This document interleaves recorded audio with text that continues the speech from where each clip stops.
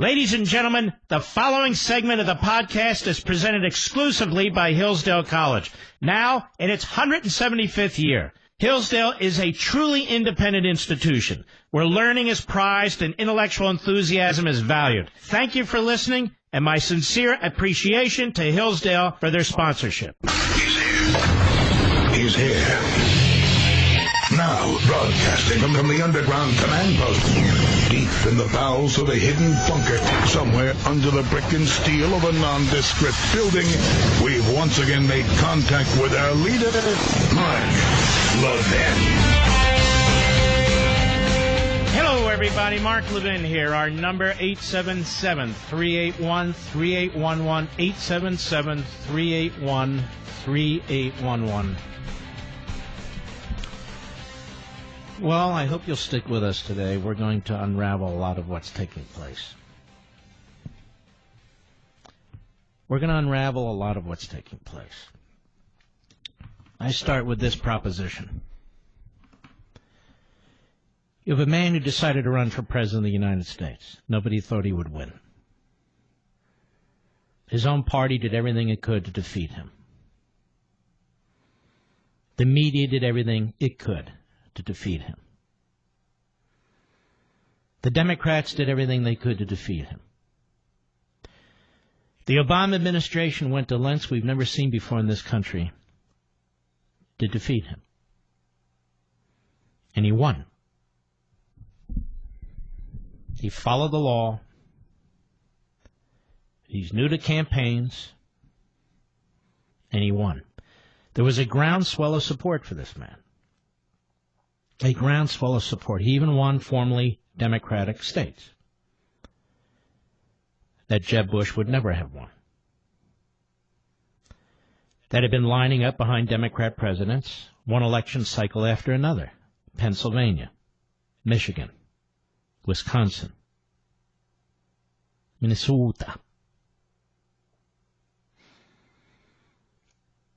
People were shocked. The media was shocked. The Democrat Party was shocked. The bureaucracy was shocked. The Republican Party was shocked. He became president of the United States. Everything was done by hook or by crook to stop him, and he still got elected. He was dismissed as a reality star, as a playboy, as a billionaire with time on his hands. But he beat them all. He beat them all. He beat the Republican establishment. He beat the Democrat Party. He beat the media. And little did he know, he defeated the saboteurs within the Obama administration that had placed spies in his campaign, that had been leaking to the media to try and destroy him, that used, later, Hillary Clinton's opposition research, but even before, sought to take out candidate Trump. Senior level of the FBI involved in this cabal. Elements of the Department of Justice, senior levels of the intelligence agencies, working with the media. And they lost.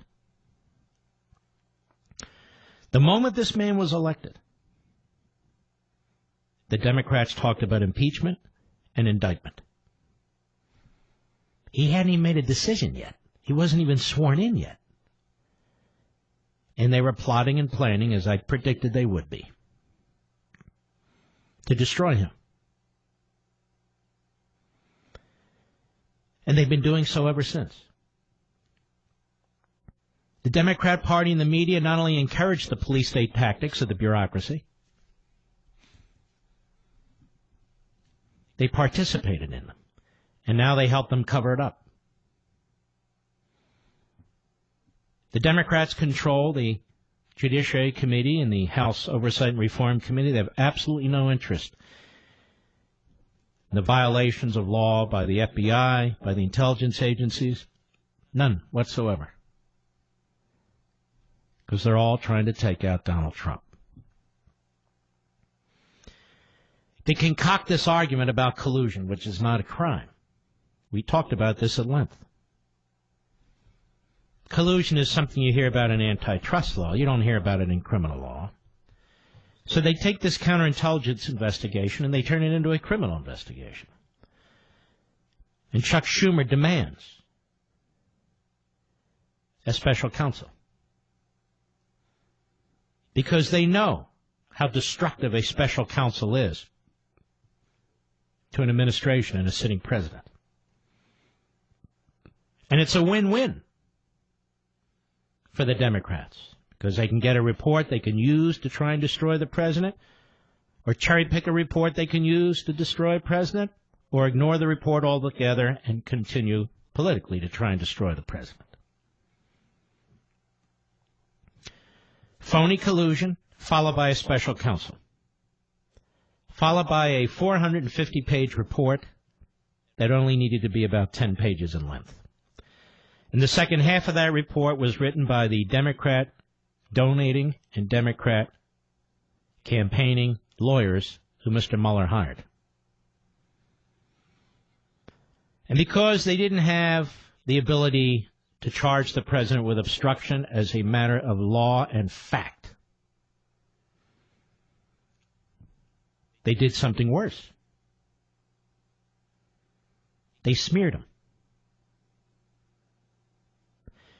They used the goodwill of this president, who declared no privileges, prevented no documents or staff from talking to the prosecutor's office. They used that goodwill to write Volume 2 of the report in order to try and create a political firestorm and to feed the Democrat majority in the House and to feed the Democrat Party media. It's exactly why it was written. They violated every ethical code. They abused the regulation, the reporting requirement. And then we hear, as a result of that, obstruction. A president who's the most transparent, probably in American history, certainly in modern history, when it comes to an investigation, the most transparent, is now accused of obstruction. And now we're told it's not a criminal justice matter, it's a political and constitutional matter. And yet, we have prosecutors who signed a letter and said, well, we would have prosecuted. So we live in the world of politics being criminalized and the criminal justice system being politicized. Whatever works in order to take out the man who was not supposed to be president. The word impeachment is now a word that's routine when it comes to discussing the President of the United States and his administration, because it has been said over and over as a big lie by the Democrats and the media 100 times a day. Impeachment, impeachment, impeachment. Because of obstruction, obstruction, obstruction. The Attorney General of the United States is a former Attorney General of the United States under George H.W. Bush. He agrees to become Attorney General again, to bring some leadership to the Department of Justice after what the Obama administration had done to it. He's considered a straight shooter, a very sober man, an intellectual in many ways, and a good manager in many ways. He receives the report. He draws his conclusions. He gives an initial pass at it to Congress and the American people. He indicates that this report is going to be released, the vast majority of it, with certain information being removed as required by federal law and other requirements, something he's not required to do. So the second time, we have what may well be the most transparent attorney general, certainly in modern history, is being accused of obstruction. Like the president.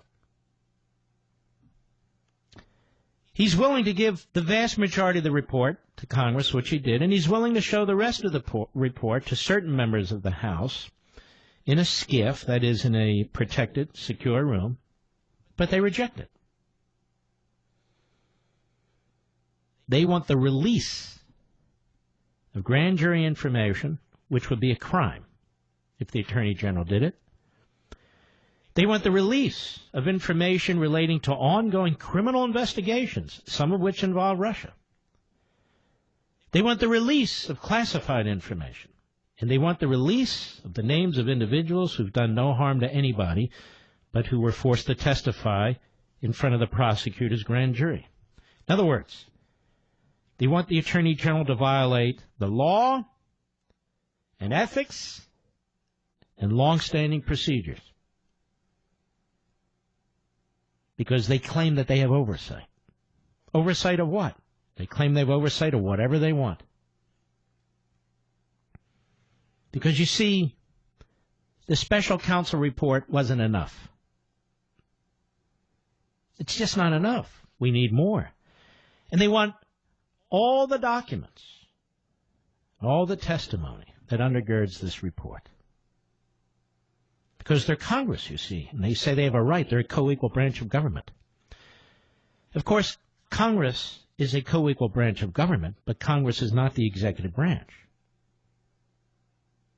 So Congress doesn't get this material. It has no legitimate legislative purpose. But if you don't give it to Congress, Nancy Pelosi says that it's apparent that the president wants to self-impeach. Not a particularly bright woman. The president wants to self-impeach with all this obstruction going on, you see. The president's trying now to protect the office of the presidency and the executive branch. It's called separation of powers. He has every legitimate reason and constitutional basis for asserting privileges and rejecting the overreach of the Democrats in the House. Now they want his tax returns. They want his bank accounts. They want all communications with his accountant. What in the world could be the legislative purpose there? Doesn't matter. He's obstructing justice, don't you know? He's obstructing Congress. Donald Trump is the victim, ladies and gentlemen. He's the victim. He's the man they don't believe should ever have been president. They do not care that 63 million of you voted for him. They don't care if they disenfranchise you. They don't care if they turn the rule of law, the justice system, the Constitution on their heads and then claim that they're supporting all of them. They say now we've reached a constitutional crisis. We don't have a constitutional crisis. They're trying to create these crises. They're trying to create these confrontations. They already have their impeachment charges drawn up, folks. They're already drawn up.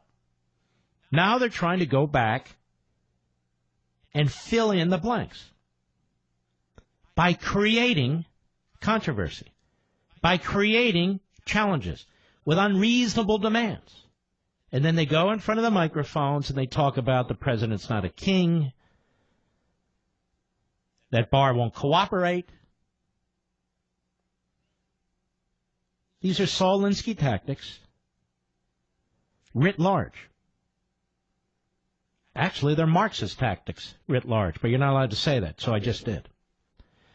This would be the same Congress as a whole that tried to destroy Brett Kavanaugh, that actually accused the man of gang rape. And they have no compunction about how they destroyed or tried to destroy this man. They have no compunction about the tactics that they used. And then there is the soft underbelly of the Republican Party and the conservative movement. So you know what the United States Senate Intelligence Committee did today, run by Republicans? They subpoenaed Don Jr. for more testimony. And then we have even friends of mine out there writing, well, of course you can indict a sitting president. The absurdity of which I am prepared to debate anybody, anytime, anywhere. I used to hold that position. I abandoned it after I did the research that needed to be done. We have what I call quasi-never-Trumpers. People who realize that they can't just be full-throated against Trump, so they'll do these 6 of one, half a dozen of the other, the good Trump and the bad Trump. Very, very clever. Very, very immature. And when we're in a battle like this, which is an incredibly crucial battle between good and bad, the quasi-never-Trumpers are just as bad as the never-Trumpers. I've got plenty more to say. I'll be right back. Mark Levin.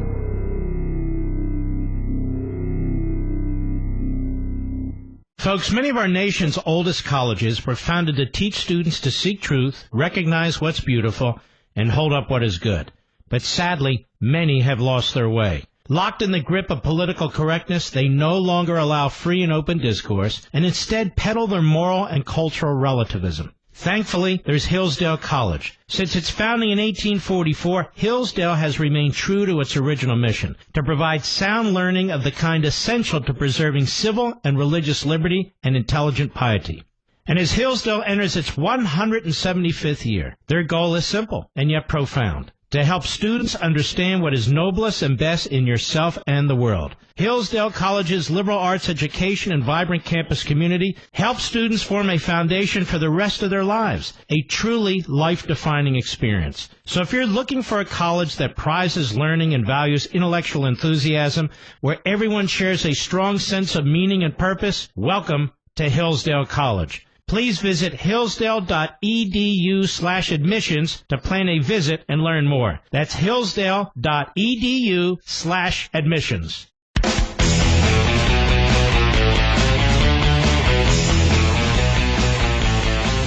In addition to everything I mentioned in the first segment, now they leak his tax information. It is odd to me when we have some people in the conservative movement who dismiss this as old news. It's not old news. What the news here is not the fact of his tax information. The news here is that people are trying to destroy him in every way and means possible. Somebody or some group of people leaked official IRS data, tax information, proprietary, private information of Donald Trump's to the New York Times. Is that not a big deal? They've alleged he's violated campaign law with non-disclosure agreements. Absolutely absurd, but they do. The Southern District. We've had Stormy Daniels prancing in front of television screens at CNN and MSNBC, and her felonious lawyer. The president is repeatedly called a racist. He's repeatedly called an anti-Semite. He's repeatedly said to be mentally unfit. What is left to try and do to this man? What is left? What you are watching, ladies and gentlemen, what you are watching is tyranny. It's right in front of your face. Make no mistake about it. Tyranny. I'll be right back. Every human being has a common problem. How do I live well?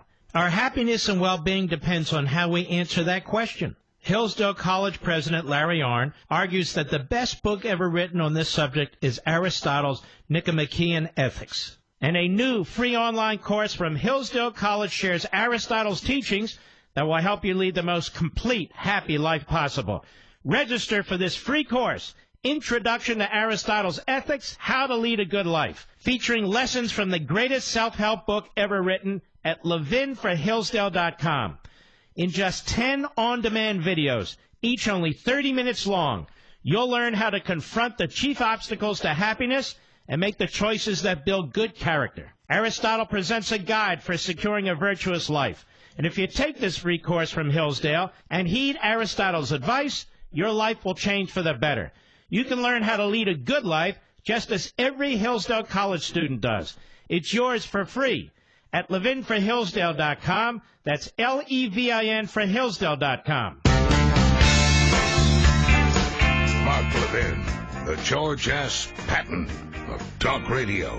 Call him at 877-381-3811. That's 877-381-3811. You know, ladies and gentlemen, these can be very, very dark times, but I don't think we should leave our general on the political battlefield all by himself, do you? We need to push back. We need to fight back in our individual ways, whether it's with our family and our communities, talk shows, what kind of TV or radio we decide to listen to, what kind of websites we decide to look at. We can have an influence, too. And I'm trying, behind this microphone, on my Fox show, on Levin TV, and in my new book, to help push back. And it would be meaningless, but for the fact that I am backed by millions and millions of you. Because otherwise nobody would care, would they? One of the things that motivated me to write my new book on freedom of the press is what you see swirling around now. Joel Pollack wrote a beautiful review. I didn't even ask him to write a review over there at Breitbart. And hopefully others will do the same. I'm not asking for people to write them, but hopefully others will. And one of the things you need to know is, for instance, Chapter 7. I wrote Chapter 7 with all of this in mind. What turns out is going on today. And Pollack, who has intellectual integrity, points out that from the day after the election, from over 2 years ago, pointing out spying going on in the Trump campaign, to Mueller preparing an impeachment report, he points out, not me, that I've been in front of the curve in each and every instance. And the reason isn't because I'm Nostradamus. The reason isn't because, you must have a high IQ. No. I'm my own man, and I'm an independent thinker. And I've been around the block a few times as chief of staff to an attorney general in the Reagan administration.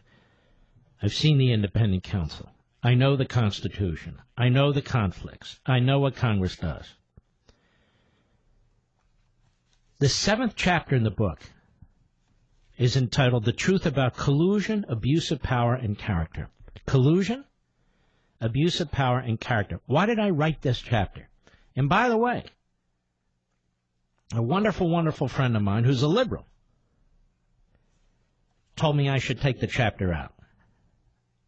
Not only didn't take the chapter out, I made it stronger and longer. Collusion, abuse of power, and character. These are the main 3 subject areas that have been used by the media to try and destroy the president. No collusion, and yet I explained that there were presidents who colluded with foreign powers. There were politicians who colluded with foreign powers, and they got a completely different treatment by the media. Abuse of power. You hear this related to the president all the time. This president has not abused his power. In fact, he's been rather passive in the use of executive power. And character. Character. Again, this president is painted as a reprobate.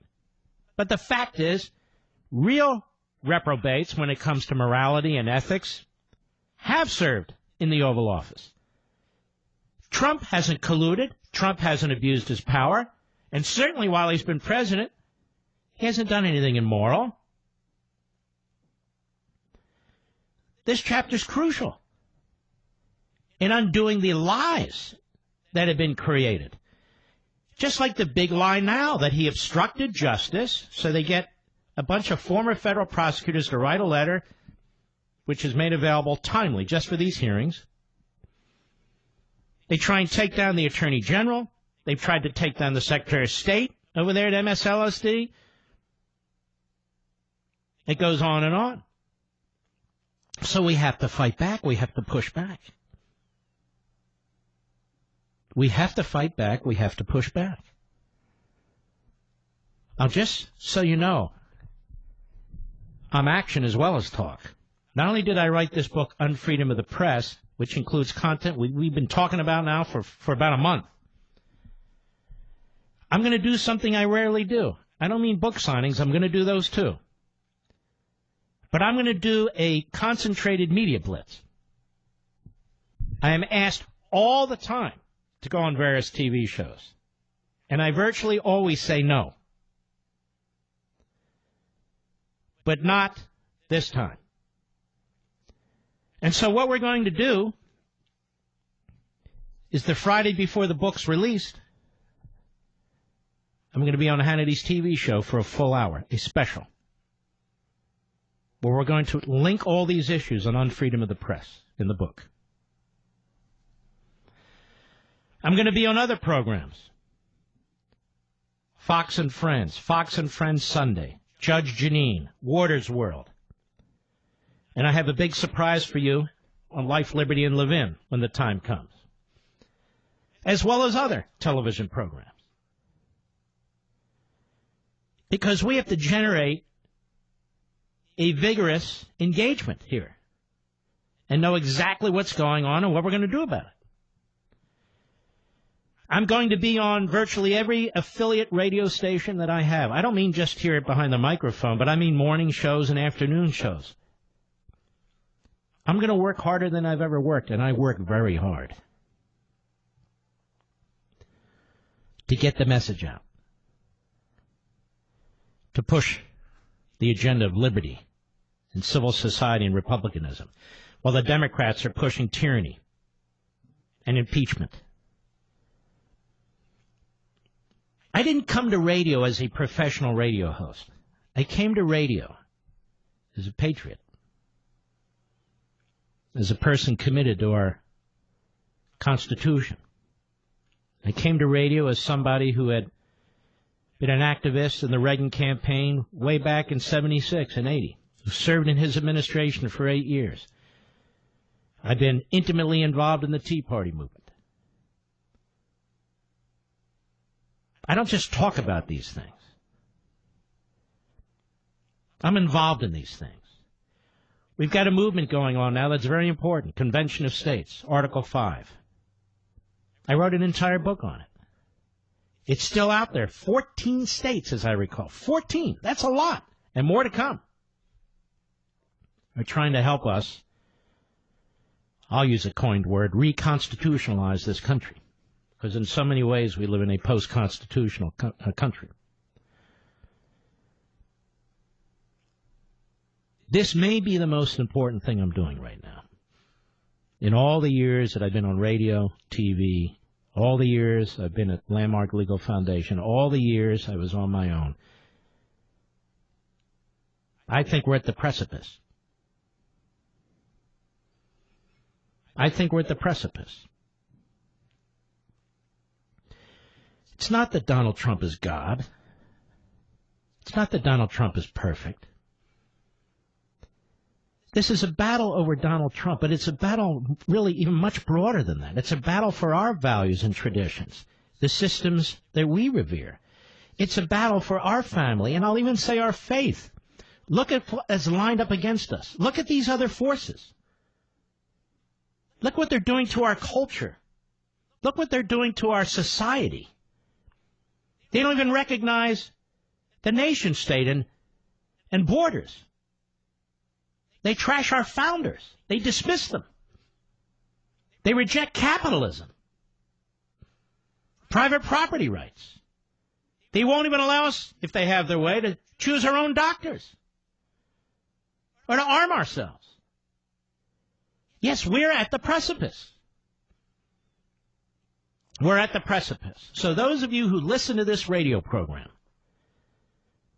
Those of you who watch me on Levin TV, those of you who watch me on Fox, those of you who know me, now's the time to unite. To unite the Tea Party movement with the Article 5 movement, with the Reagan revolutionaries, with the Trump revolutionaries. Now's the time. There is no other time. This is it, in my humble opinion. And I've written many books. I've written many books. I'm proud of every one of them. And in one way or another, they've been involved in your activism, in helping you, I think, formulate ideas and arguments. And that matters. It matters big time. But now, we take on the toughest task in what I consider to be the toughest period in modern history. Modern history.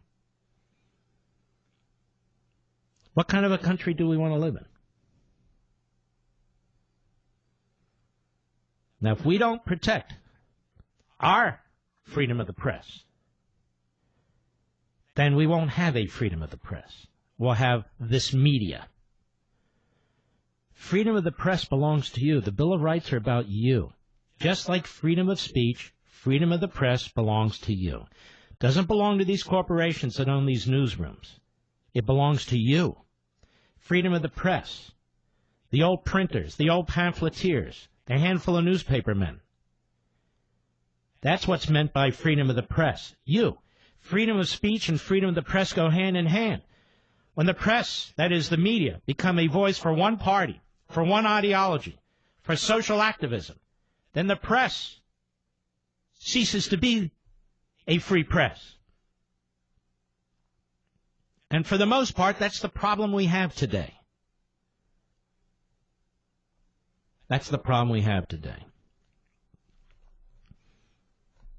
So less than 2 weeks and counting now. I hope you'll join with me. You can acquire Unfreedom of the Press on Amazon.com and pre-order it now. So you'll have it, and we can hit the ground running. Because we don't have to stand still for this, you know. I'm not. Too much at stake, like the future.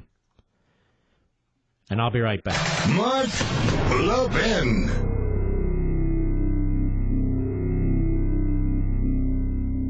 Since its founding in 1844, Hillsdale College has provided students with sound learning of the kind essential to preserving our civil and religious liberty. Now, I want to tell you about Imprimis, the free monthly speech digest of Hillsdale College. Imprimis is dedicated to educating citizens and promoting civil and religious liberty by covering important cultural, economic, political, and educational issues. First published in 1972, Imprimis is one of America's most widely read publications in support of liberty, with more subscribers, 3.9 million, than the Wall Street Journal and the New York Times. And recent Imprimis publications have addressed issues like free speech, the regulation of big tech, mental illness, and the American medical insurance system. And because America's founding principles are so important, Hillsdale offers Imprimis absolutely free of charge to anyone who requests it. That's right, you can subscribe to Imprimis for free.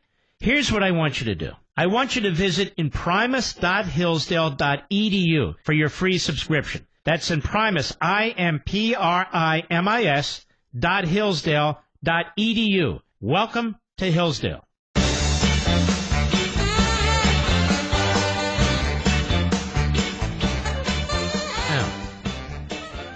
So many of the media allegations, and you're seeing them tonight, and I know you're upset, I know you're frustrated with what's taking place in Washington, D.C.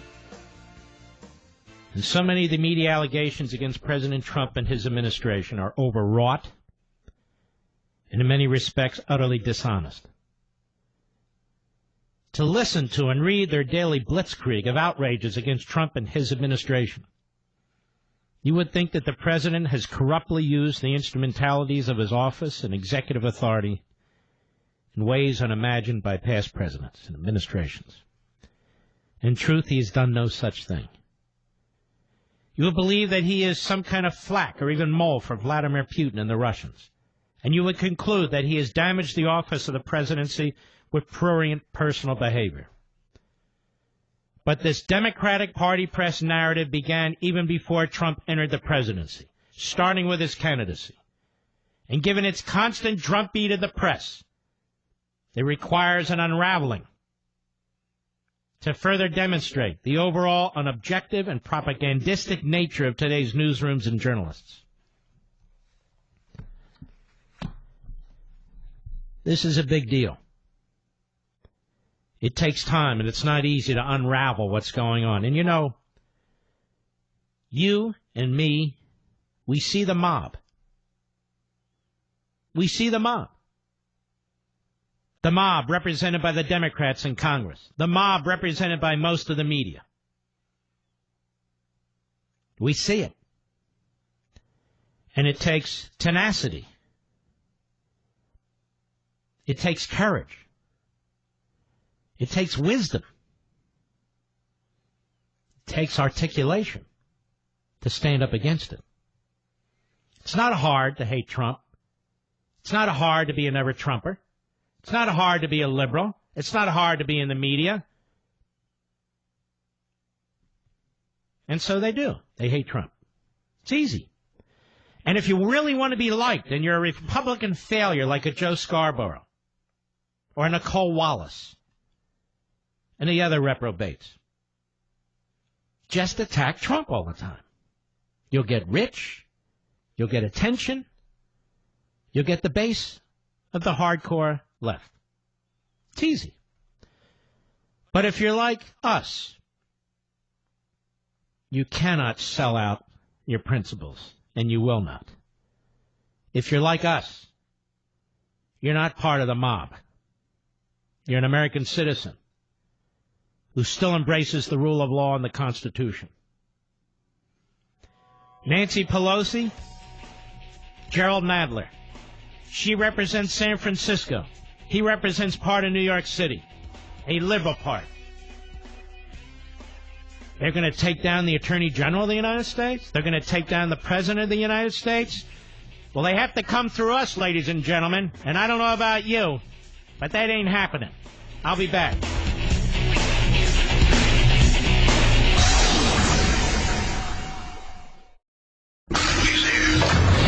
He's here. Now, broadcasting from the underground command post, deep in the bowels of a hidden bunker, somewhere under the brick and steel of a nondescript building, we've once again made contact with our leader, Mark Levin. Hello, everybody. Mark Levin here. Our number, 877-381-3811, 877-381-3811. Nancy Pelosi at the Washington Post today, being interviewed by Robert Costa. I want you to listen to this. Cut 4, go. Can you hold him in contempt, Mr. McGahn, for refusing congressional demands? Well, we don't know that he has yet.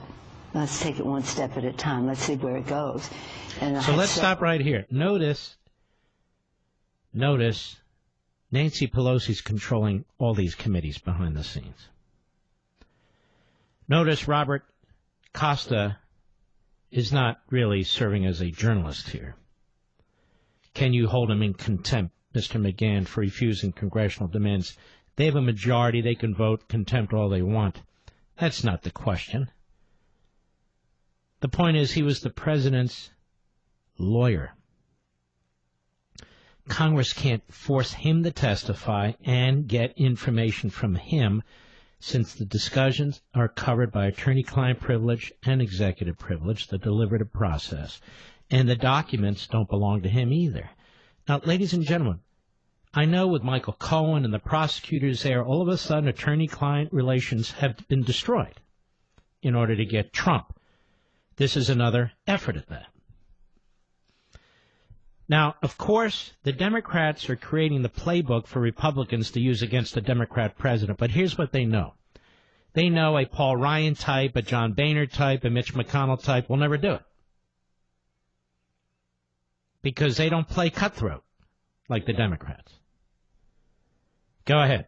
The president is goading us into, wants to goad us into impeachment because that he knows, as do I, that's not a good thing for the Now, country. I told you yesterday, unlike I'm sure the parade of backbenchers, that this thing about Nancy Pelosi really reluctantly looking at impeachment, don't bring up impeachment, let's hang back from impeachment, all the analysis is BS. All the analysis out there that the Democrats are split. No, they're not. It's just that Nancy Pelosi's more diabolical. She's not going to be honest about it. If they feel they can impeach Trump, they will. If they feel they can't, they won't. But the point is to try and destroy him regardless. She's not against impeaching him. And look how she's circling. Let's just keep doing the investigation, see what they get. And as they do it, and as they plot in the back rooms, contempt and obstruction, and then they pull it all together and use these fancy words one day and put it in a document, and they list all the times the president wouldn't comply with a subpoena. These are outrageous subpoenas. Doesn't matter. And they'll say, 714 times the president ignored our subpoenas. 414 times the president refused to allow people to testify. They think he thinks he's a king. And so that's what they're doing.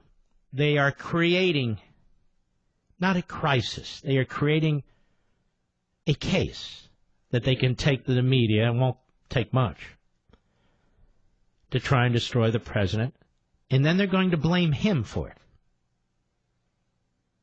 Now, again, I want to remind you of the first hour. The president is the victim here. The president was already criminally investigated for no reason whatsoever. The prosecutors abused their power, their authority, in putting out a report like this. The Democrats are using the report and not using the report. They're using whatever they can. They just voted for contempt. He wasn't held in contempt yet. That vote comes in the full body of the House. But they just voted for contempt in the House Judiciary Committee against a man who would have had to violate federal law in order to comply with their demand. Go ahead. He knows that, but he knows that I think that. Let's put it that way. He knows that I think that. But the point is that every single day, whether it's obstruction. See. There's no obstruction going on.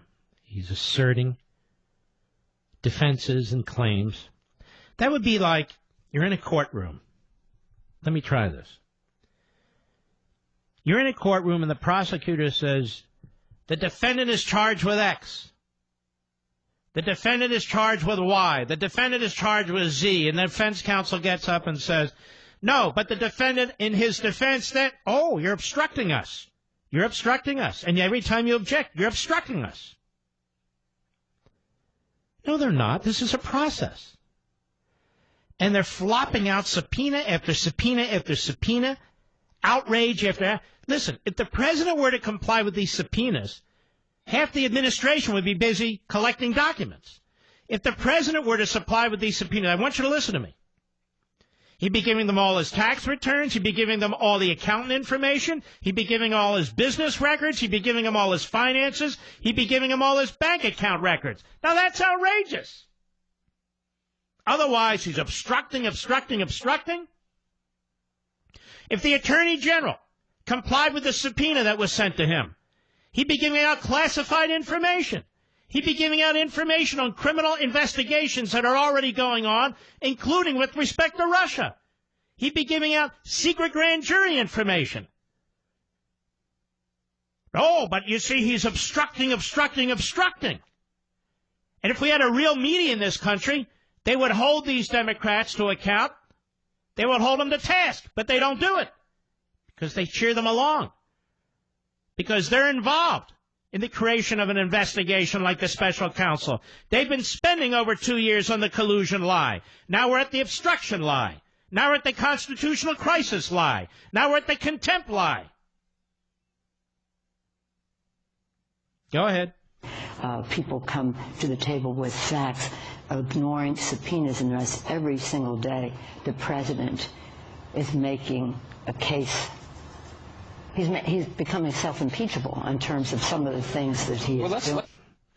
Becoming self-impeachable.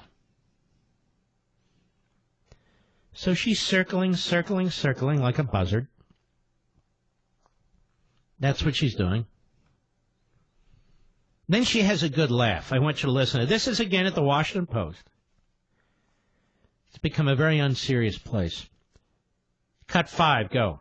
How far can you go on that front, Speaker Pelosi? Speaker Pelosi, could you hold the Secretary of Treasury, Steven Mnuchin? Now listen to these questions. If he wouldn't raise his voice at the end with a question mark, it's as if he's encouraging her. Can you hold Treasury Secretary Steven Mnuchin in contempt? Mnuchin says, no, I'm not free to release the president's tax returns. To you. Oh, well, then we have to round him up, you see. Go ahead. Some Democrats have even raised the prospect of arresting the Treasury Secretary if he does not comply with congressional... So they've talked about arresting the Secretary of Treasury, arresting the Attorney General of the United States. Just think about this. I don't ever recall a discussion like this in my entire lifetime, as applies to politics. Arresting your political opponents now? Go ahead. Well, let me just say that we do have... Now look here. This is the Washington Post, and people are applauding. They're applauding. Go ahead. A little jail down in the basement of the Capitol. But if we were arresting all of the people in the administration, we would have overcrowded jail situation, and I'm not for that. Isn't that funny, folks? Isn't that funny? And you know, you have these freaks like Lloyd Doggett out of Texas and Stephen Cohen out of Tennessee. These are really sick people who get elected to Congress in these dark blue districts who've been talking about inherent contempt. What do you mean by that? Well, we went back and we read over 100 years ago we used to have inherent contempt. Well, what does that mean?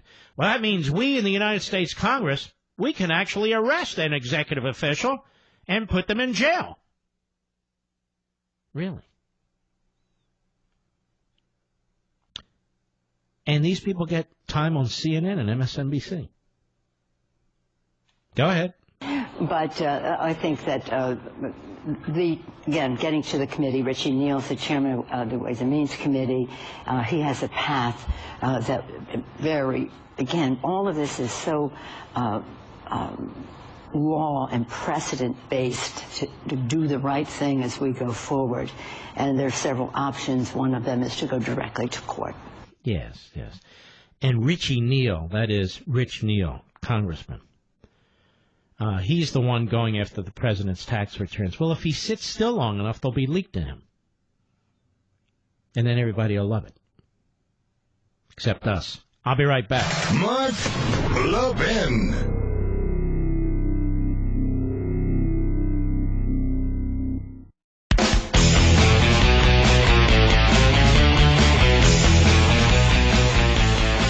The same people who argue about the rule of law and the Constitution and what kind of society do we want to live in, that is, the people who are destroying all those things.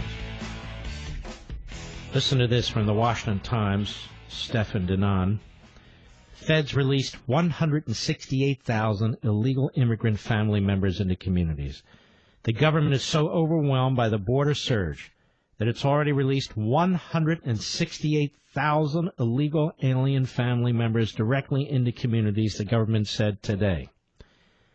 An ICE official made the revelation at a Senate hearing where she and other top immigration officials pleaded with Congress to do something to stop the surge of migrants that's overwhelming the system. April set new records, with the Border Patrol nabbing more than 58,000 illegal immigrants traveling as families in that month alone. That was part of more than 109,000 illegal aliens nabbed border-wide, including at or between the ports of entry. And for the first time in history, nearly half of the adults arriving are bringing children with them, looking to take advantage of the loopholes in U.S. policy that they believe, usually correctly, will earn them a foothold in the United States.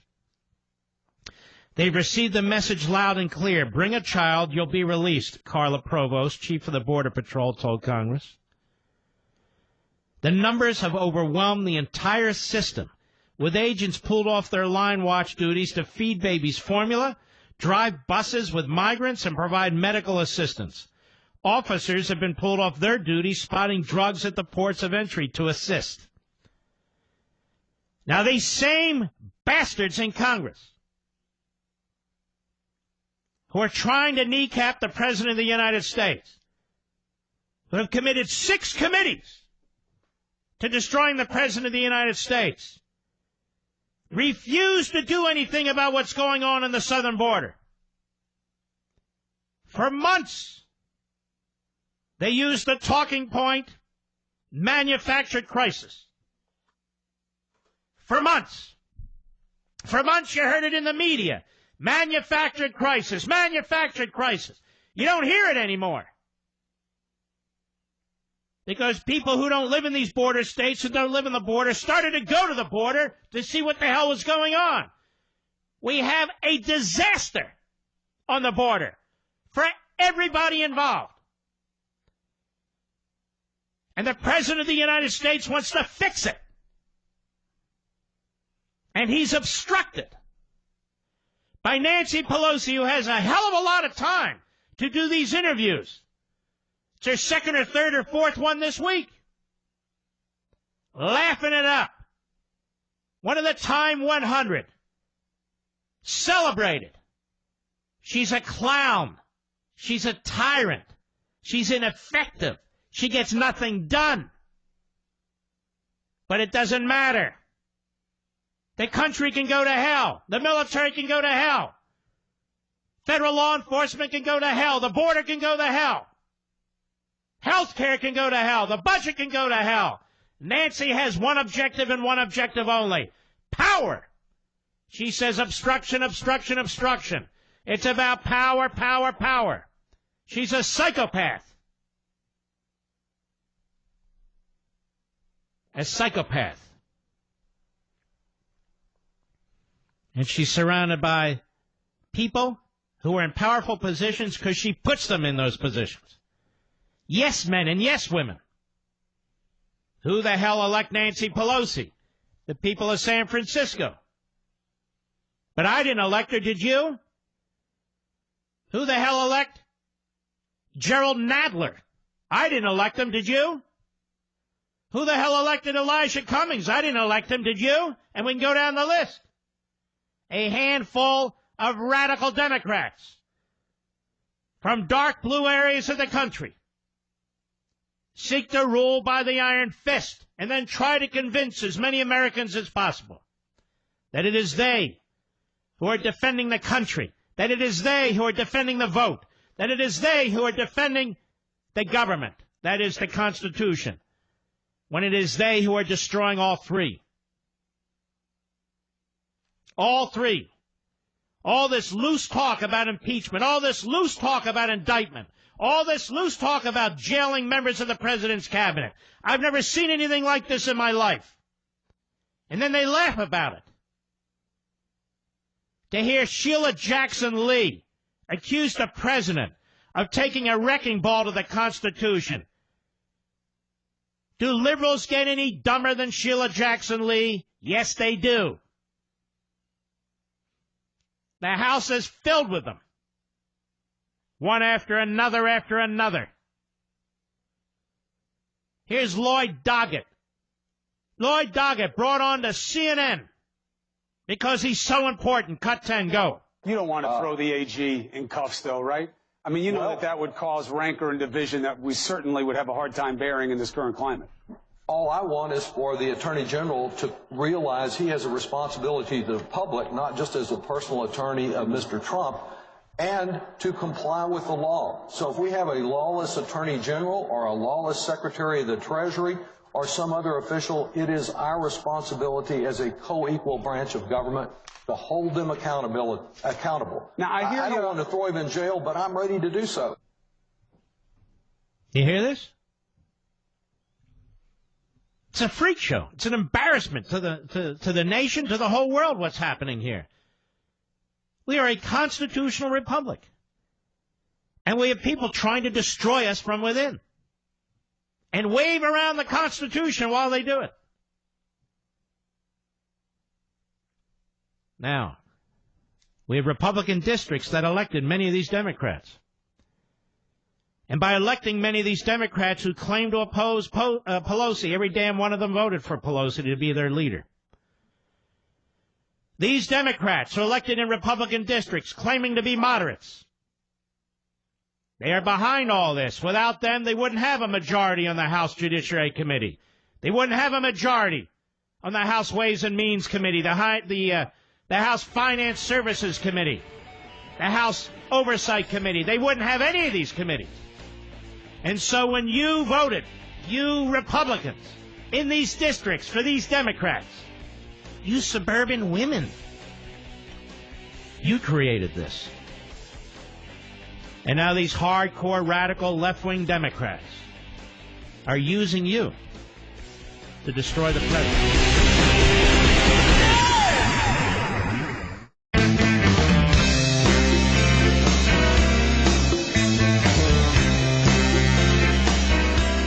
Mark Levin, a champion of freedom.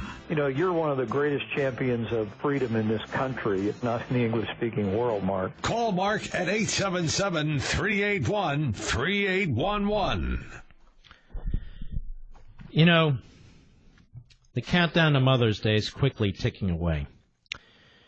And if you haven't already picked out the perfect 1-800-Flowers bouquet for Mom, you have to act fast. Now, my niece, Sarah, who is a wonderful, wonderful young lady, she contacted me yesterday. And she said, Uncle Mark, why don't we send flowers to Grandma, my mother, at her burial site? This is true. I feel I can share these things with you and my audience. You're like family in many respects. And so today we did that with 1-800-Flowers. It's tough when you lose your mom, isn't it? Many of you know this. And then Mother's Day comes. It's a tough thing. Anyway, beat the Mother's Day rush. Save yourself some time waiting in line. Visit 1-800-Flowers.com today. And right now, 1-800-Flowers will give you 24 multicolored roses plus a free vase for only $29.99. Now, that's an offer that Mom would approve of. And this is an amazing value. With a bright and beautiful mix of premium roses and a rainbow of colors, these blooms are guaranteed to show Mom just how much she's loved. Multicolored roses are the perfect way to surprise all the moms in your life, wife, sister, grandma. Roses from 1-800-Flowers are picked at their peak from premier farms and shipped overnight to ensure freshness. 24 multicolored roses plus a free vase for only $29.99 is an amazing offer. But hurry, because it expires Thursday, tomorrow. Trust 1-800-Flowers to make Mom feel loved. Order right now from 1-800-Flowers.com to order 24 multicolored roses plus a free vase for only $29.99. And for details, go to 1-800-Flowers.com. Now, you'll come to their homepage. Up in the right-hand corner, there's a radio icon. Click the icon and enter code Levin, L-E-V-I-N. I ask you to please enter code Levin so you can get that special discount. And so they know that you heard this from my program.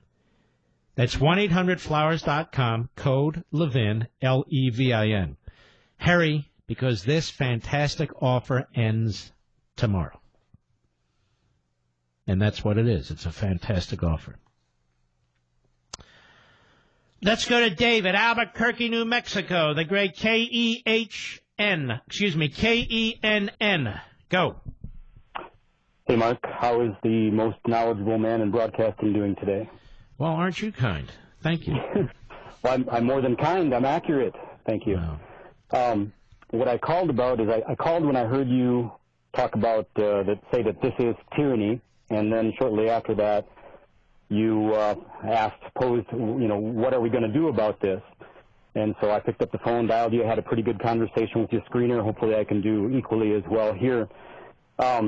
It's my opinion that we're doing fairly well with Trump in office, and we're still in the game. And as long as he's there, we'll see who his replacement is after an 8-year term, and see how we're doing then. But if we backslide after Trump, it's my opinion that we need to point to where tyranny is most prominent in our founding documents, which is the Declaration of Independence, which I had a discussion with you about a year ago on that subject, and now it's back again. Where we are today, in my opinion, and feel free to jump in anytime you want, but we're in a state where there is actually more tyranny today than there was at the time of the founding of the country that prompted the rebellion and the revolution.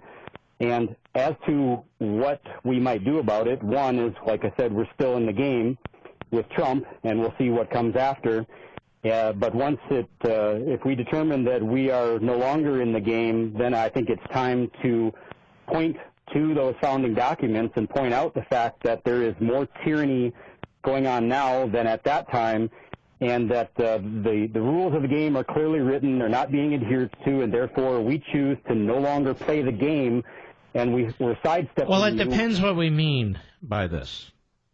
There is a movement underway right now that I think everyone should try and get behind. It's called Convention of States, Article 5. It's a very, very important movement. I've written about it, again, in the Liberty Amendments. And we use the states and the state legislatures to get our federal government and federal constitution back. I do think this.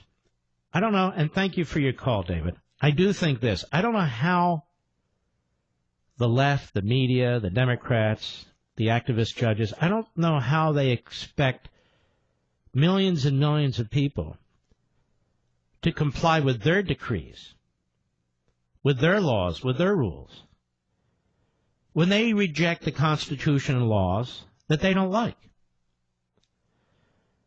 I've never understood how judges can believe that their opinions, their edicts, must be followed to the letter, even if their opinions and their edicts violate the Constitution by twisting it in some way.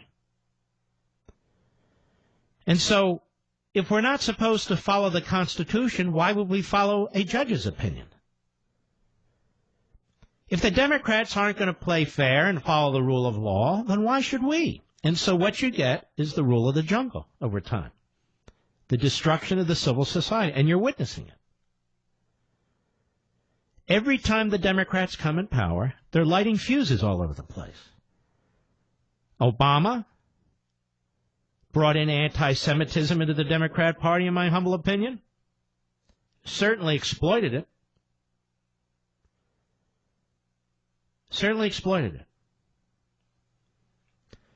You now have the Democrats who are abusing their power in these committees.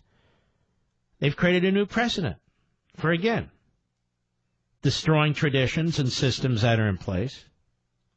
It was Chuck Schumer who first started filibustering federal judges, not Mitch McConnell. Mitch McConnell reacted to that. These people do not believe in the sanctity of these institutions. They're power hungry. They're egomaniacs. In many cases, they're psychotic. I believe that. You want the best explanation for these people? Read Rediscovering Americanism.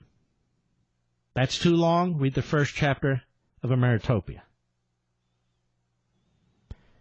What these people are doing isn't new, but they are destroying this country from within. There's absolutely no question about that. John, San Francisco, California, the great KSFO. How are you?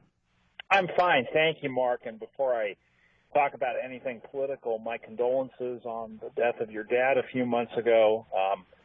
I'm about your age. I know what you've gone through, and it sounds like your dad was a great person. You know, he was, and so was my mother, and they passed away 4 months apart, if you can believe that.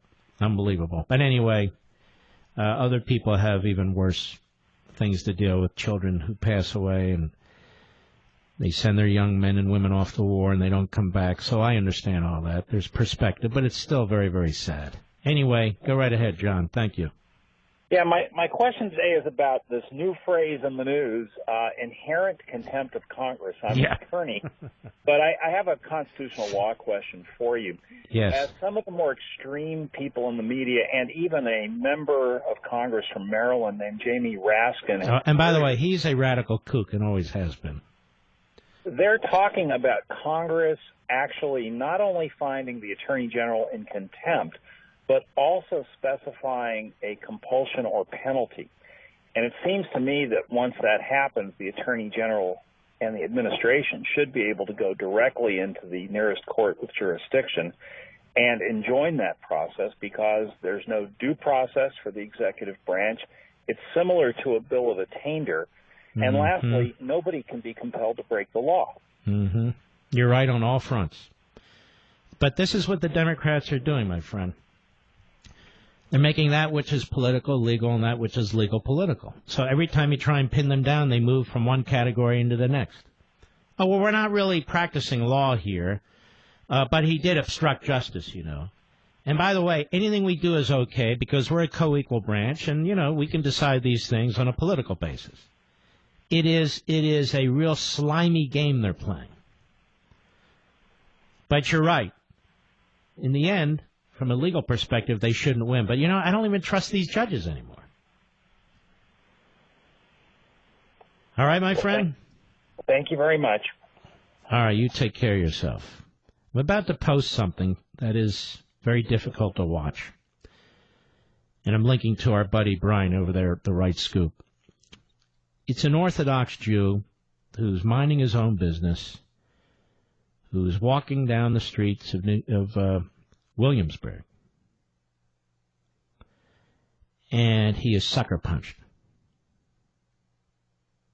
in the head from behind. I'll be curious to know how many in the media will cover this. We'll play this video. We're about to put it up on my social sites. It's hard to watch. But this is going on more and more and more. It's really quite sad. I'll be right back. Mark Levin.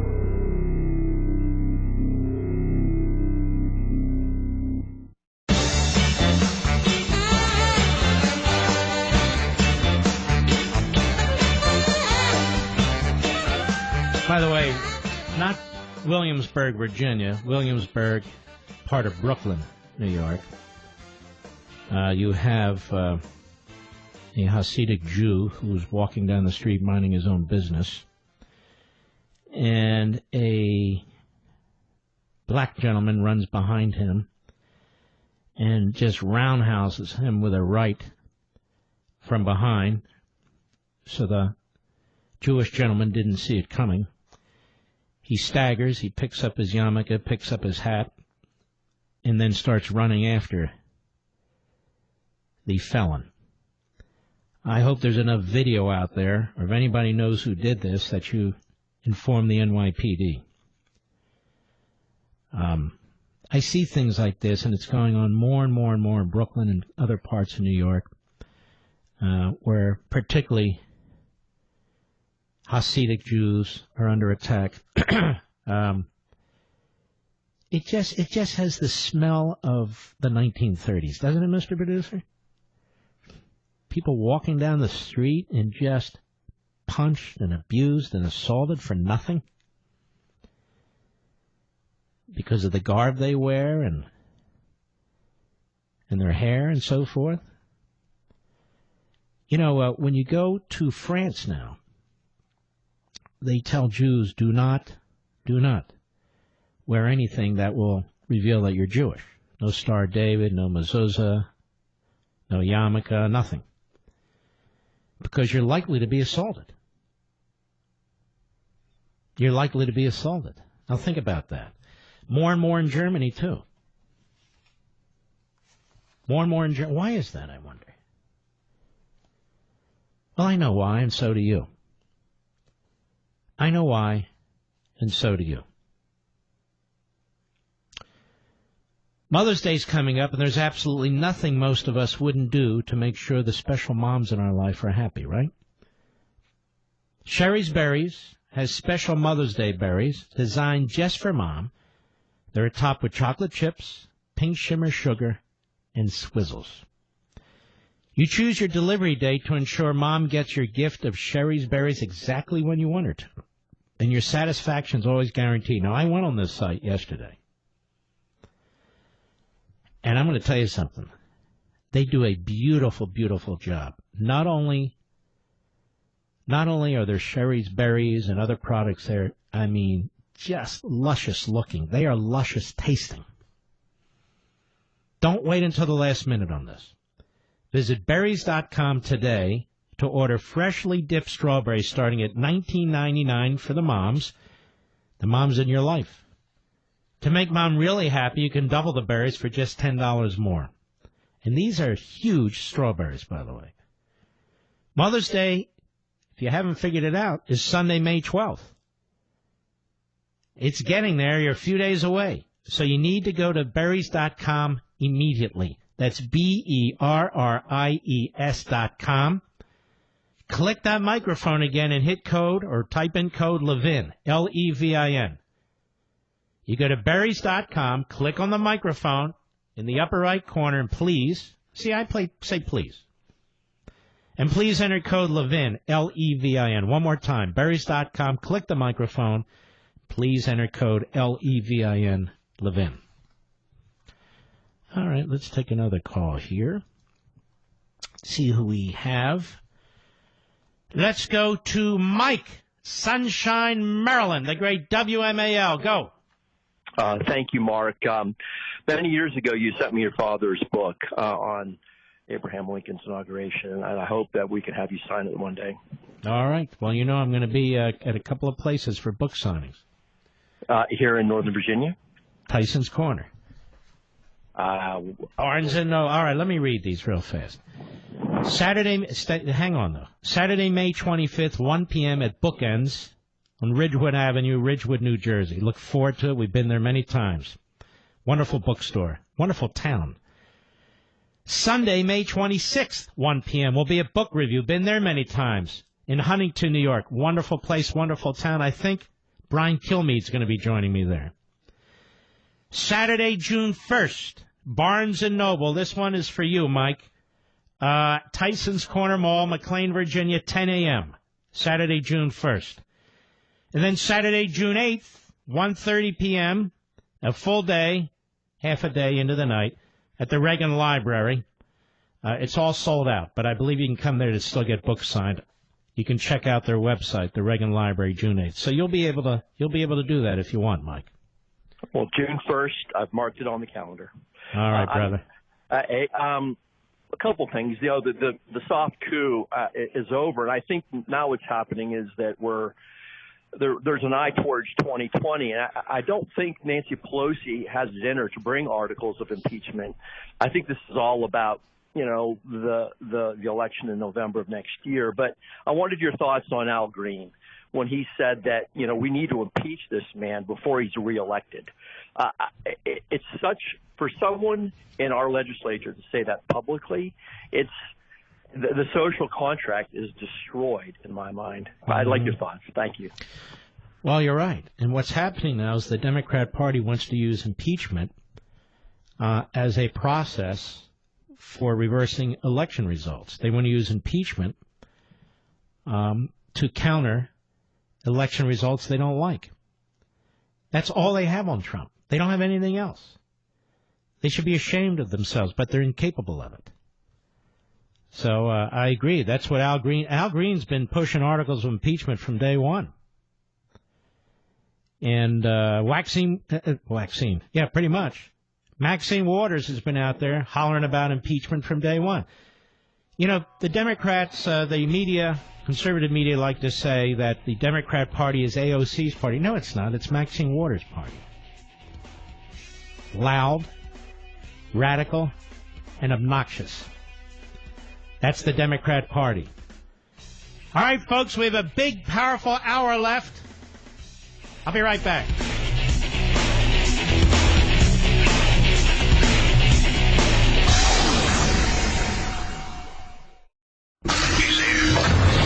He's here.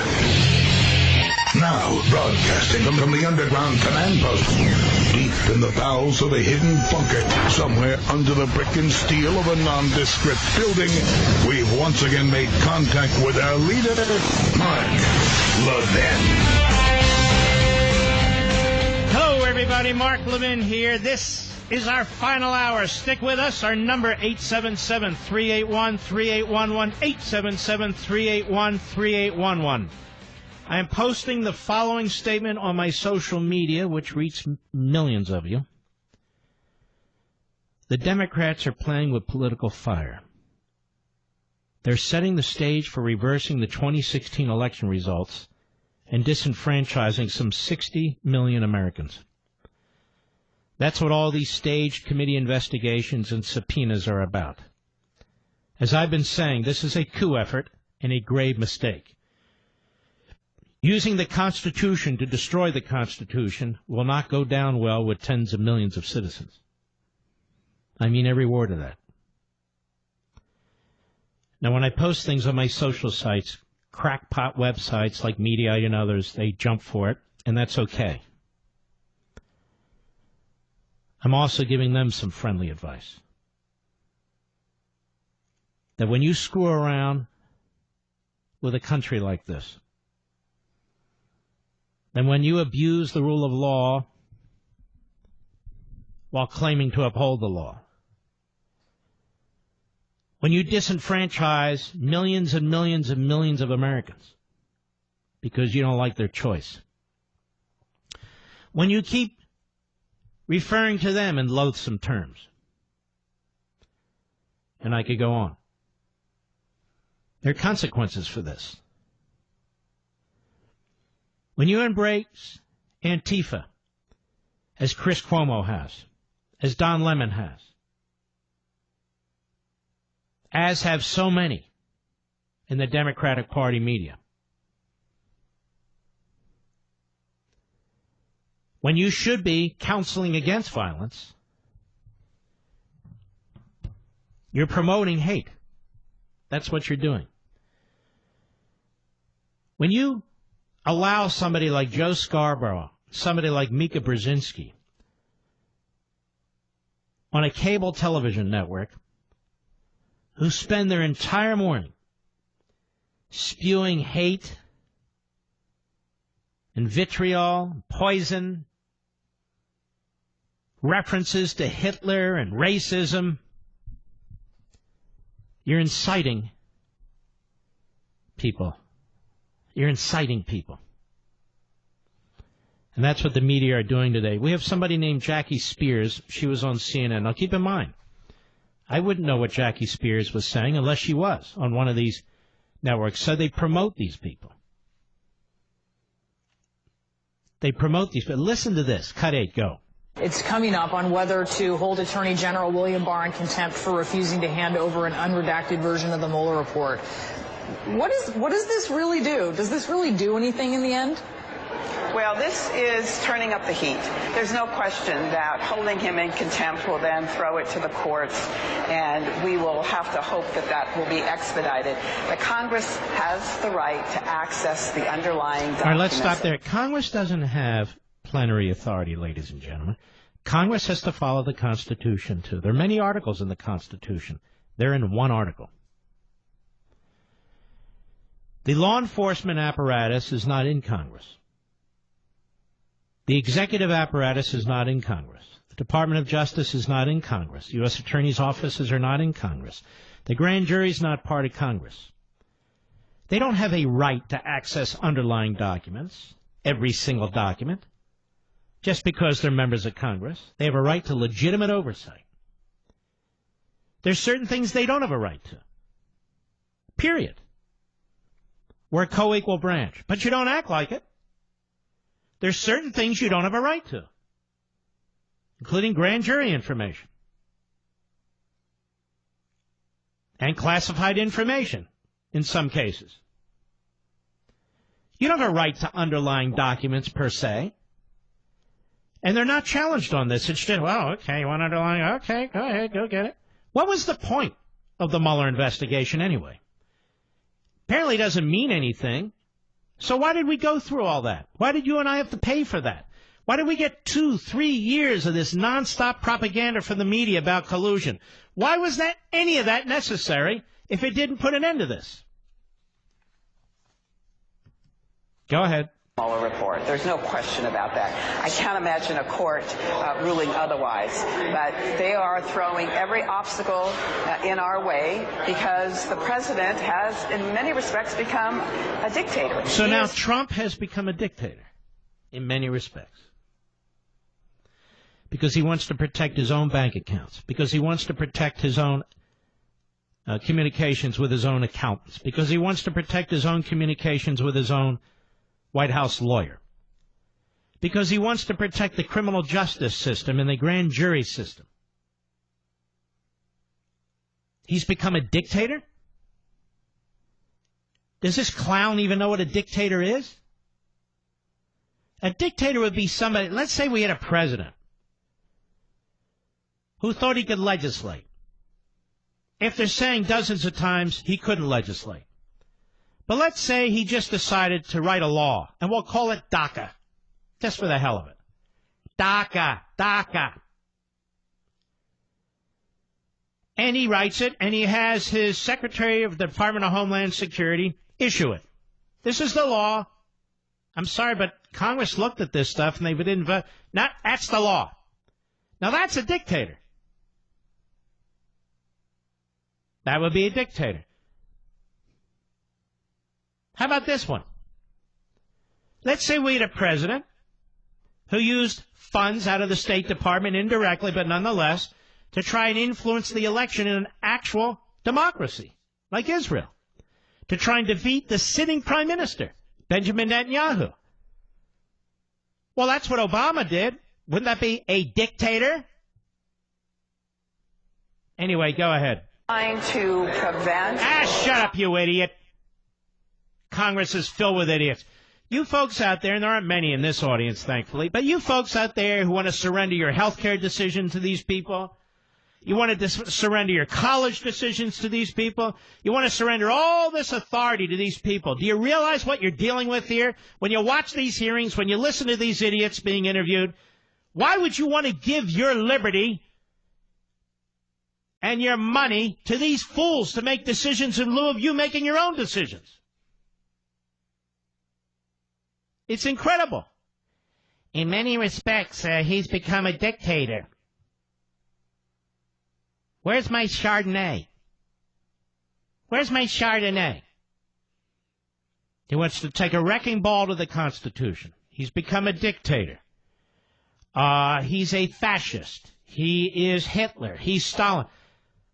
And then they say, can we tone down the language that we're using here? What's wrong with you right-winger types? And Trump, I mean, the language he uses. Can you tone it down? But he's a dictator, and he's Hitler, and he's Stalin, and he's Mussolini. He's a racist. He's an anti-Semite. He's a this. Can you tone it down? No, but that's coming from you because we're righteous. Jackie Spear. He's becoming a dictator in many respects. Why? Because he's standing up for the executive branch? Let's hear a voice of reason. And I really like this guy, Jim Jordan. Remember they tried to destroy him about a year ago? Hey, listen, we got these wrestlers, and they say that this stuff went on here in the locker room, and Jim Jordan had to know about it, but he didn't. But he had to know about it, and we're going to infer that he did know about it, therefore he didn't do anything about it. It was a lie, because they tried to take out Jim Jordan, the way they tried to take out all the good guys. Let's play cut 11. Go. Bill Barr is following the law, and what's his reward? Democrats are going to hold him in contempt. I don't think today's actually about getting information. I don't think it's about getting the unredacted Mueller report. I don't think last week's hearing was actually about having staff question the Attorney General. I think it's, as my colleague said earlier, I think it's all about trying to destroy Bill Barr because Democrats are nervous he's going to get to the bottom of everything. He's going to find out how and why this investigation started in the first place. And this, of course, is one of the reasons we've talked about this right out of the box. They want to destroy Barr and Trump and everybody else because can you imagine if we ever really got to the bottom of what took place here? It already is the greatest scandal in American history as far as I'm concerned. The greatest scandal in American history. And the vast majority of the media didn't break it. And they ignore it to this day.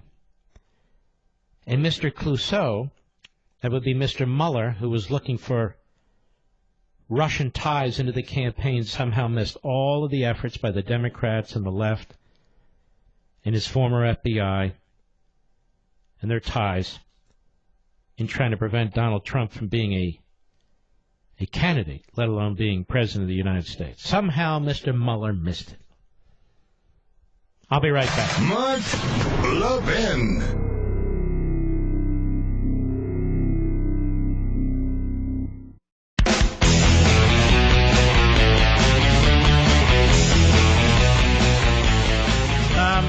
Jeff Sessions today was at a conference and interviewed by Stephanie Ruhle. Who is she? She's a MSLSD flunky. Stephanie Ruhle, an MSLSD flunky. Cut 12, go. Another word is spying. Your successor, Bill Barr, referred to the FBI. Wait. Why is spying a controversial word? It's a word, you know. It's a word. Spying. It's a real word. Go ahead. As it related to the campaign as spying. Yesterday, Christopher Wray of the FBI said words matter, and that is not how he would characterize what happened. What would you say? Well, I think Chris Wray, didn't he say that that's one way of saying it? He wouldn't have said it that way. I think that spying is a perfectly good word. And then they had this lady, apparently, that was sent in to Papadopoulos. Is that a spy? I mean, I don't know. So I just would say, take more facts to come out. I think that's a mountain out of a molehill myself. It's a mountain out of a molehill. Meaning the debate over the word spy. See, this is what the left media do to us. What do you mean spy? They talk about collusion on and on and on. Then you mention collusion. Why do you mention collusion? That's not a crime. Excuse me. You people never stop talking. No, it's not a crime. You can't be guilty of collusion. You said he was guilty of collusion. The hack congressman you brought on your show said collusion. They're guilty. They got all kinds of evidence. The president was colluding with Russia.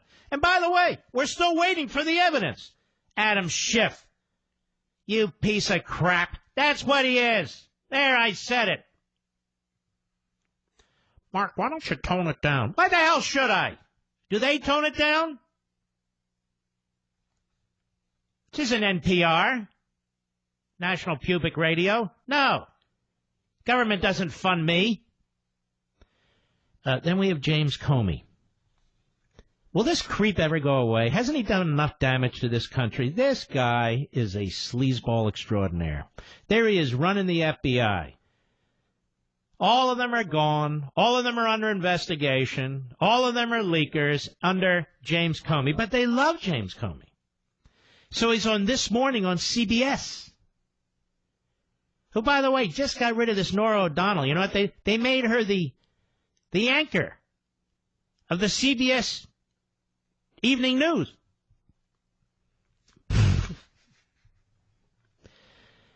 Bye, CBS. Bye. Cut 13, go. So when you see him using the word spying and collusion... So now that's just... So you see, folks, the media do not want us to use the word spy. You see how they're pushing this? The media do not want us to use the word spy. There's not a dime's worth of difference between the Democrats and the media, which is why in my new book I call them the Democrat Party media. Just like we had a political party media in the early 1800s, right into 1860 or so, we have it today. The difference is it's just one party that's represented. Hence the Democratic Party media. Listen to these people. Oh, the word spy. You agree with the word spy? Spy. What the word spy? Collusion. Oh, we don't mean collusion. We collaboration and conspiracy. Now those are the words. Go ahead. No, we all know, and we've talked about it over and over again, that collusion is not a matter of law. See? Wait a minute. Did we say collusion for 2.5, 3 years? We didn't mean collusion. Collusion's not a law. I mean, we've been talking about this over and over. How can the president be guilty of collusion? It's not a law. All of a sudden, he's not guilty of collusion. He said, well, now, wait a minute. The collusion's not a law. This is the press. And, of course, they're asking James Comey, who's an authority on nothing. Go ahead. Lawyers. But he's using the words that the president uses. Yeah, and that's what concerns me. He's a very smart person. So By the way, this is an attack on Barr by Comey. Go ahead. Accidentally, when he uses the word spying, I think he means the FBI investigated with good reason to try and understand whether any Americans were part of the Russian effort to attack our democracy. Now we have John Dickert. He was demoted. He was kicked out of the CBS this morning, or will be soon, and sent to 60 Minutes. Everybody's sent to 60 Minutes now because nobody watches 60 Minutes anymore. Remember when you were a kid, you watched 60 Minutes, and they'd have the camera like under the guy's right nostril, and you could see his Anyway, remember that? You could see him sweating. You could see his pores and everything. Boy, that was good reporting, shoving a camera in somebody's face. But he wasn't done, Comey. Cut 14, go. The Attorney General says he believes spying occurred in looking after the president's then campaign. What do you think about that? Yeah, see, what do you think about that, Jim? Spying. We brought you on here to debunk the word spy.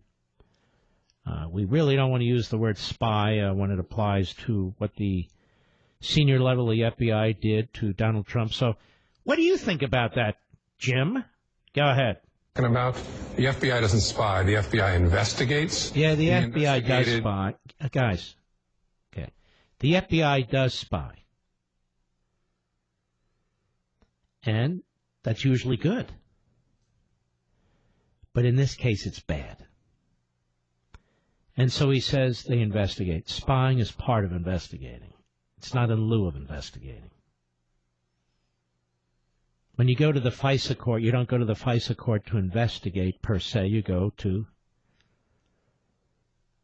spy, to surveil, which is part of an investigation. You do a whole lot of things as part of an investigation. The FBI doesn't spy, but the senior level of the FBI did spy. Of this, there's no debate. So now that we know they did spy, now you have to deny the word spy and call it investigate. Because that way they can say, we never spied. Trump was wrong 2 years ago when he listened to Levin. That's right. We never spied. We investigated. Oh, okay. We stand corrected yet again. The word collusion is not a crime, as we've said before, so they cleared him of nothing, the media say. So why'd you have a special counsel investigating nothing? And the word spy really means investigate. Therefore, there wasn't any spying. You follow this, folks? I'll be right back.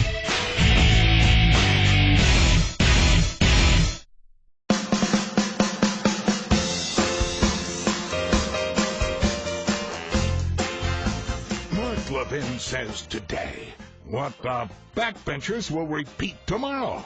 Call Mark at 877-381-3811. Now, Dan Abrams is the son of actually a really good lawyer. Dan is not. I don't know what kind of law Dan Abrams ever practiced, and yet he is a legal analyst at ABC News.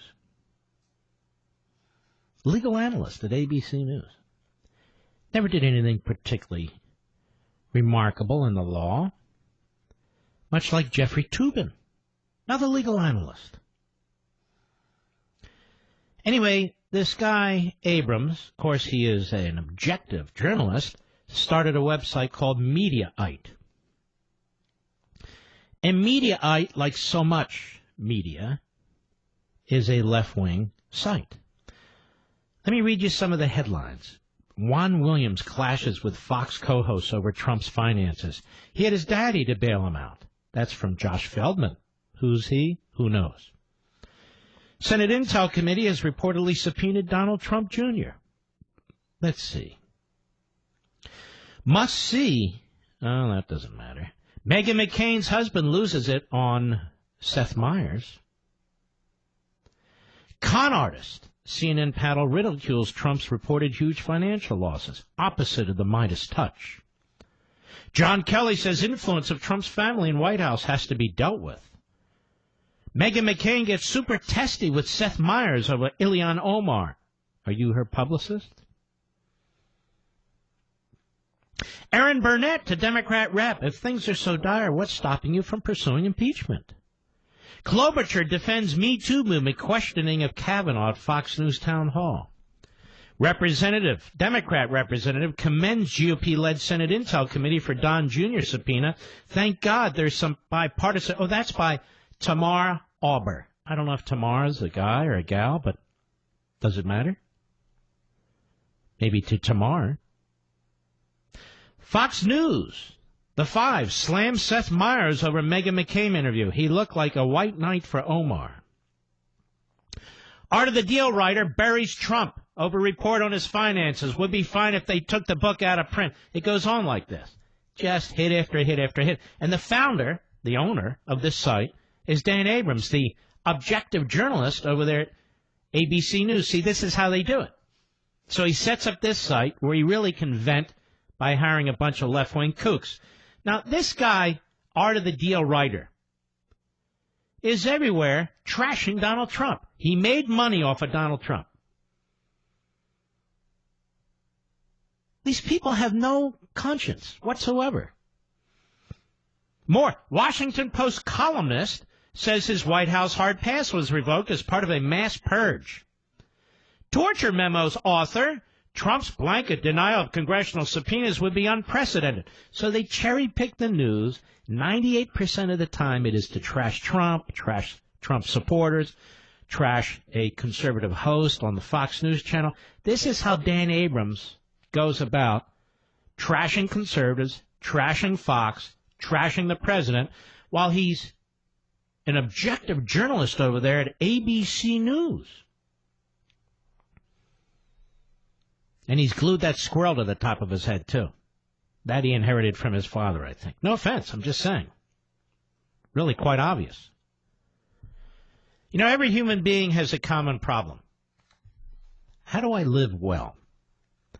Our happiness and well-being depends on how we answer that question. A dear friend of mine, a brilliant man, Hillsdale College President Larry Arnn, he argues that the best book ever written on this subject is Aristotle's Nicomachean Ethics. Did I pronounce that correctly? Nicomachean Ethics. I've read it. It's kind of hard to pronounce. Aristotle's Nicomachean Ethics. Stick with me.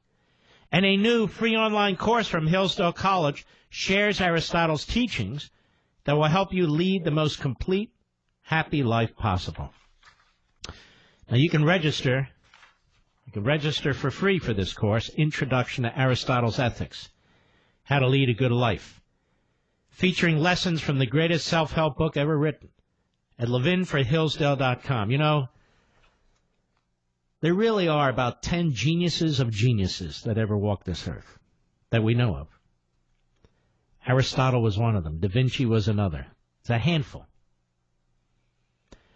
In just 10 on-demand videos, each only 30 minutes long, you'll learn how to confront the chief obstacles to happiness and make the choices that build good character.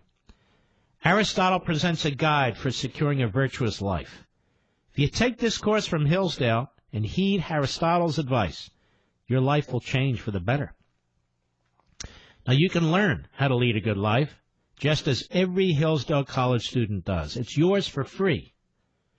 at levinforhillsdale.com, Levin for Hillsdale.com. All right, let's see something here. Mike, East Brunswick, New Jersey, XM Satellite, go. Mark, thanks for taking my call. You bet. You know, Mark, I'm really not too surprised by the current Democratic strategy to insist that this administration, Barr, Mnuchin, do things that they're legally precluded from doing and then trying to score points that way. You know, it was the same thing when we had the so-called family separation crisis. You might remember that Chuck Schumer was on before every camera he could get in front of saying, Donald Trump must resolve this by executive order.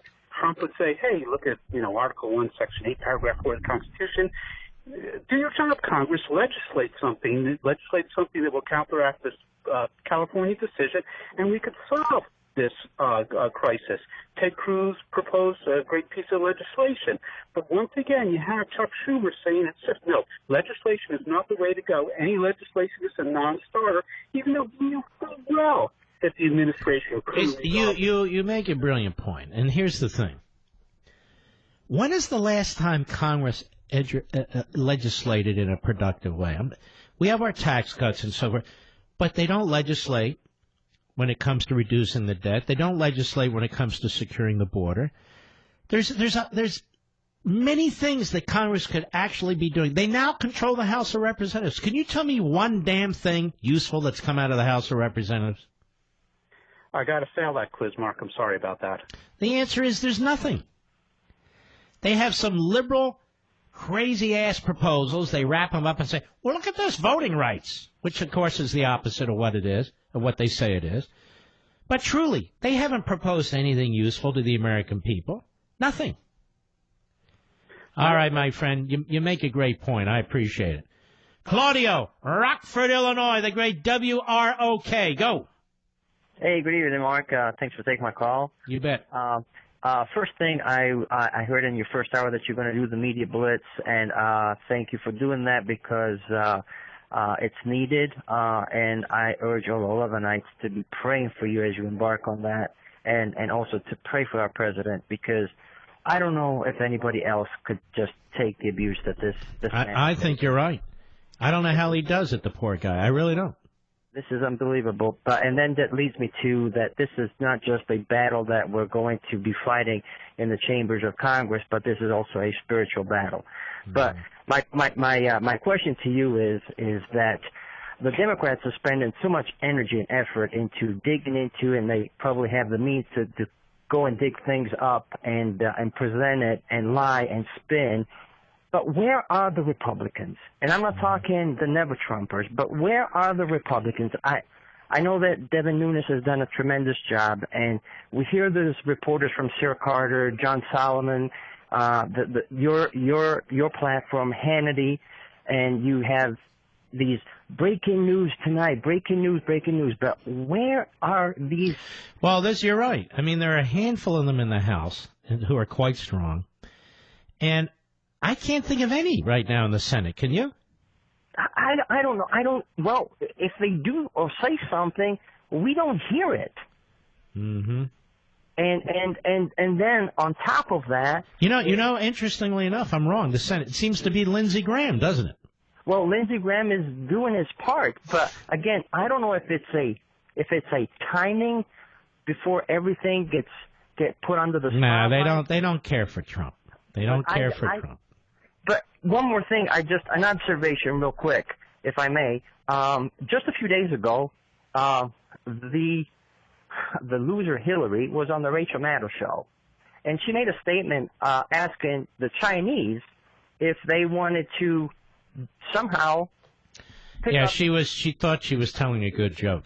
Right, but isn't it kind of like a few days later? Here all of a sudden, here's these reports of these findings of taxes from Donald Trump from years and years and years ago. So it's like, who's colluding with whom here? Well, what's interesting is Hillary Clinton and Bill Clinton did collude with the Chinese military. And I have this in my new book, too, on freedom of the press. So you want to talk about collusion? Let's talk about collusion. And one of the examples I use is when the Chinese military poured millions of dollars into the DNC, into the Clinton campaign for his reelection. Of course, he was reelected. They would not appoint a special prosecutor. The Democrats had no interest in this whatsoever, and after a little while, the press dropped it altogether. And so this was an enormous example of collusion, which is why I have it in the book, and I think it's going to be very, very important to remind people of this. Claudio, I want to thank you. Excellent call. And that's why I think, ladies and gentlemen, this is so important. I want you to remember things that have happened in the recent past as well as the distant past. The idea that Trump colluded with Russia, but the Clintons didn't collude with China, is just so bizarre and outrageous. And the media treated both, well, they treated them differently. They treated them completely differently. No special prosecutor, none of this millions of subpoena stuff. It's an outrage what's being done to this president. It's an outrage what they call this president. It's an outrage what they're doing to him. This is a man who gave up a business worth billions of dollars. I don't care what they leak. He gave up a business worth billions of dollars to serve his country. And this is what he gets for it. This guy's going to go down in history. He's going to go down in history. And he's going to go down in history as a great president. And he's become a great president because of his enemies. More than anything else. Because he's been able to overcome one obstacle after another. I'll be right back. Mark Levin.